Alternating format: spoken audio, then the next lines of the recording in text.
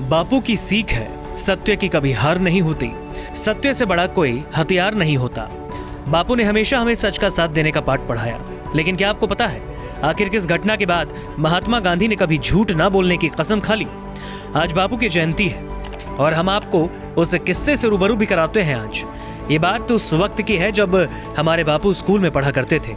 महात्मा गांधी जिस स्कूल में पढ़ते थे वहाँ खेल कूद अनिवार्य था। अगर कोई विद्यार्थी खेल कूद के समय मैदान में उपस्थित नहीं होता तो उसे जुर्माना देना पड़ता था।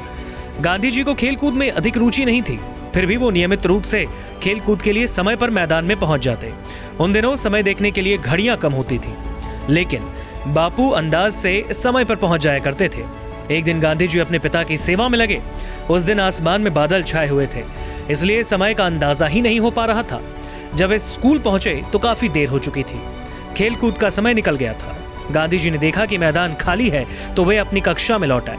अगले दिन अब अध्यापक को पता चला कि गांधी जी स्कूल में तो आए थे लेकिन खेल कूद के लिए मैदान में नहीं पहुंचे, तो उन्होंने उनसे इसका कारण पूछा। गांधी जी बोले, मैं तो आया था किंतु उस समय वहां पर कोई विद्यार्थी ही नहीं था। यह सुनकर अध्यापक बोले, तुम देर से क्यों आए? क्या तुम्हें समय का ज्ञान नहीं था? गांधी जी बोले, मेरे पास घड़ी ही नहीं थी और कल आसमान में बादल होने की वजह से सही समय का अंदाजा नहीं लग सका, इसलिए मुझे देर हो गई। किंतु अध्यापक गांधी जी की बात से सहमत नहीं हुए और उन्हें लगा कि गांधी जी झूठ बोल रहे हैं, इसलिए उन्होंने उन पर 2 आने का जुर्माना लगा दिया। गांधी जी को जुर्माने की बात सुनकर रोना आ गया कि अध्यापक ने उन्हें झूठा समझकर जुर्माना लगाया है।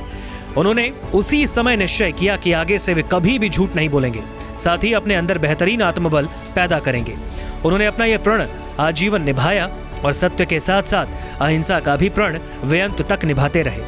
वहीं बापू के जीवन में इससे ही जुड़ी हुई एक ऐसी ही घटना हुई थी जब स्कूल में बापू को शिक्षक ने नकल करने के लिए कहा था, लेकिन बापू ने भी इससे इनकार कर दिया। राजकोट के हाई स्कूल में शिक्षा विभाग के इंस्पेक्टर स्कूल का मुआयना करने के लिए आने वाले थे। शिक्षकों ने सभी विद्यार्थियों को जवाब देने के बारे में समझा दिया। कुछ ही देर में तत्कालीन शिक्षा विभाग के इंस्पेक्टर जाइल्स स्कूल का मुआयना करने के लिए आ गए। 9वीं कक्षा के विद्यार्थियों को उन्होंने अंग्रेजी में श्रुतलेख बोला।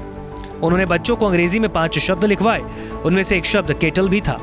कक्षा 1 के विद्यार्थी मोहनदास इस शब्द का सही स्पेलिंग नहीं लिख पाए।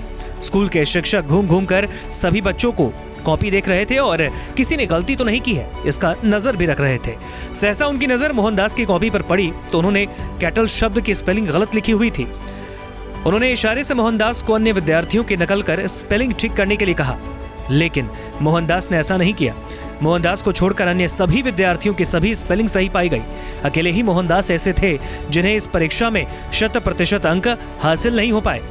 इंस्पेक्टर के जाने के बाद शिक्षक ने उससे गुस्से से बोला, तू तो बड़ा बुद्धू है मोहनदास, मेरे इशारा करने पर भी तूने अपने साथ वाले विद्यार्थी की कॉपी से नकल करके स्पेलिंग ठीक नहीं की।